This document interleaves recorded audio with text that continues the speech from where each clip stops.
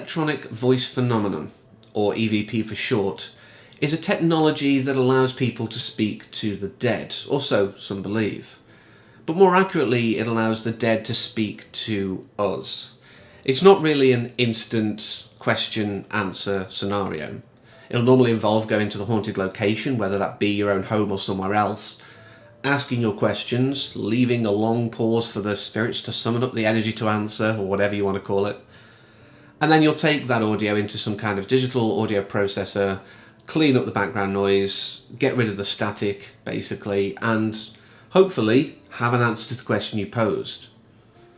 But, like I say, it's not immediate, and technologies since have allowed a much more fluid, dare I say, conversation with the spirit world, ghost boxes and the like. But why am I talking at length about something that, if I'm honest, has fascinated me for years, and it was much older than I even realised when I came to watch this film? Well, that's because I want to talk about White Noise, from 2005, written by Neil Johnson, directed by Jeffrey Sachs, starring Michael Keaton, Deborah Kara Unger, Ian McNeice, Chandra West, and Keegan Connor Tracy, who you may recognise from Once Upon a Time as the Mother Superior / Blue Fairy.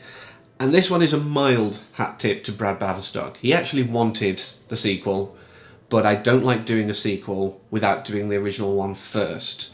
So this one is a lot more, I kind of want to do it just so I can say, well, you know, I've done it. It's out the way. No one can say I've only done the sequel. And I'm sure there are fans of the first one out there as much as there are fans of the sequel. So this will keep everyone happy. And like I say, my mild OCD. But this is one that I saw years ago and I really needed to rewatch it to really do any video on it. I couldn't do it based on just memory alone. But yeah, it's not great. I'm going to say that up front. I'm not going to say I didn't enjoy it. I enjoyed parts of it. And I'll go into something later that really kind of made, I think, a lot more sense when you know that I was just kind of like, okay, can we get on with the film? It does. The pacing is a bit off here. I think there are times it could have been tightened up, and some scenes could have been a bit longer to allow us room to breathe. It also suffers from the mid-2000s horror film, even though I wouldn't really call this a horror in a classic sense. More a thriller of jump scares that have no real meat to them. There's one where we literally hear a truck horn that's actually a distant shot. It's not like it comes really right past the screen really fast. It's more we see more of it in a distant shot. And that to me is just lazy. Now, I'm not blaming the director perhaps for that. I think that is a studio thing, because they're like, oh, people like jump scares. It gets them, gets the adrenaline going, gets them excited, because the film is paced badly. You needed it, unfortunately, even though I never think they're necessary. It was the only way to keep it. But this film did have a lot going for it. I mean, right at the start, you know, we've got this saccharine sweet, everything's looking good, you know, family's happy and, you know, new baby on the way, everything looks fine. And that's the moment that you know something's going to go wrong. And yeah, it just becomes a quest for Michael Keaton not Michael Keaton, for the character Jonathan Rivers, to find the spirit of his wife. You know, at first she's just believed missing, but then Ian McNeice comes to him and he's like, no, she's dead. But interestingly, I could see there are elements, if you will, of love in this, in this project. I mean, I know full well that Michael Keaton on the DVD commentary says that he actually phoned in some of his performances. He really didn't have the commitment, and he did apologise to the director, give him credit, but still, I think that says a lot about the project. But like I say, I think there is passion somewhere in it, because, and this might be me reaching a little here, Ian McNeice's character is called Raymond Price.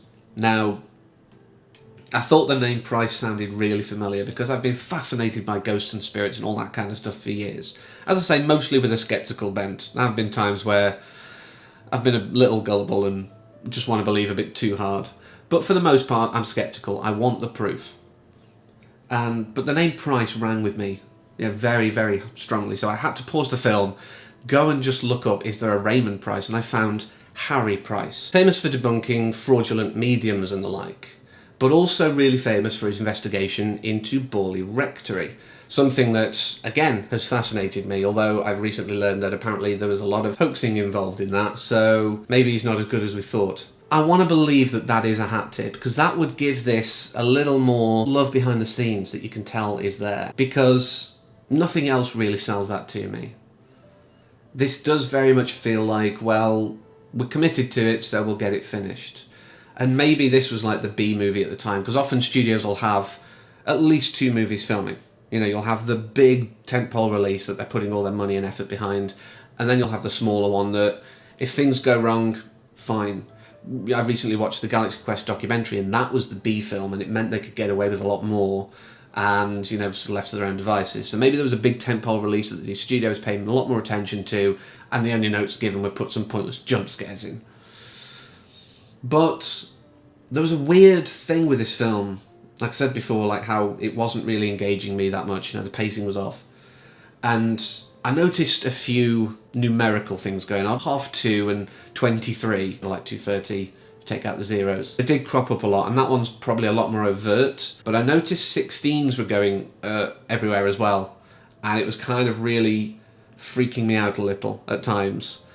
The fact that she, you know, disappeared on the 16th, that was the last day she was seen, and she was found at Pier 16.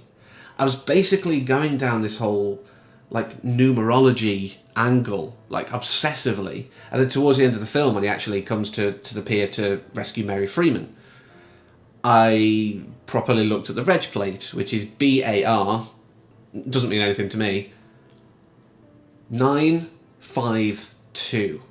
9 plus 5 is 14, plus 2 is 16.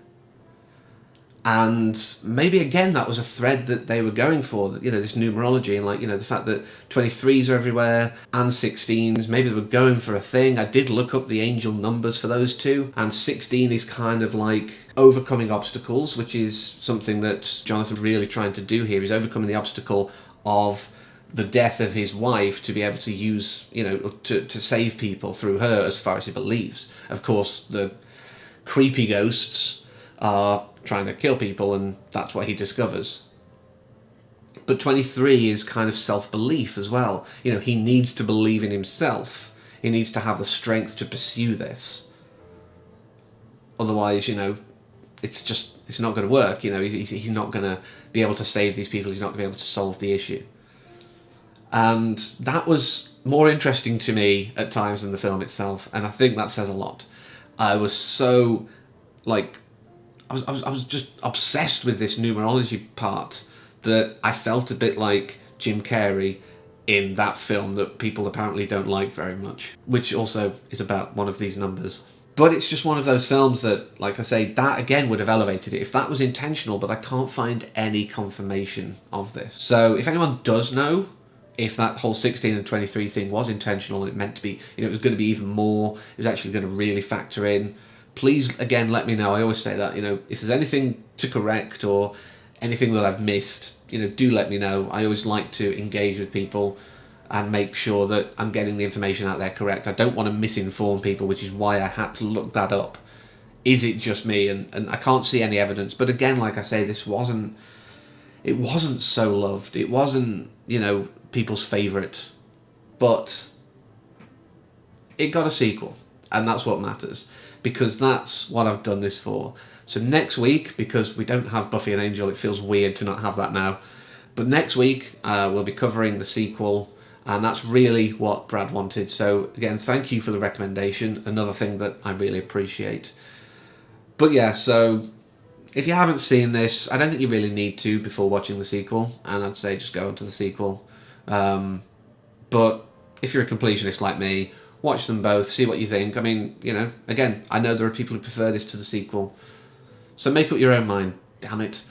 But until next time, thank you very much for watching, and as always, take care.